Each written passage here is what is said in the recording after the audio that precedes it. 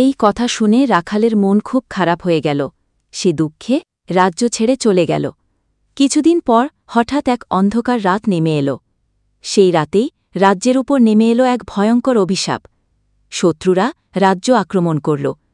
তারা একে একে অনেক সাহসী ও বিশ্বস্ত সেনাপতিকে মেরে ফেলল। শেষমেশ সেই শত্রুরা রাজাকে বন্দী করে ফেলল। রাজ্য যেন একেবারে ধ্বংসের মুখে। ঠিক তখনই সেই হারিয়ে যাওয়া রাখাল এসে উপস্থিত হল। সে তার অসাধারণ বুদ্ধি এবং কৌশল দিয়ে শত্রুদের বিরুদ্ধে পরিকল্পনা করল। ধীরে ধীরে সে একাই রাজাকে শত্রুদের হাত থেকে মুক্ত করল এবং পুরো রাজ্যকে মুক্ত করল। সব দেখে রাজা নিজের ভুল বুঝতে পারলেন।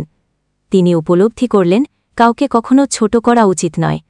মনুষ্যত্ব, সাহস আর বুদ্ধি যে কোনো জায়গা থেকেই আসতে পারে। তখন রাজা গর্ব করে রাজকন্যাকে সেই রাখালের হাতে তুলে দিলেন। অবশ্যই আমার চ্যানেলটি সাবস্ক্রাইব করে দিবেন।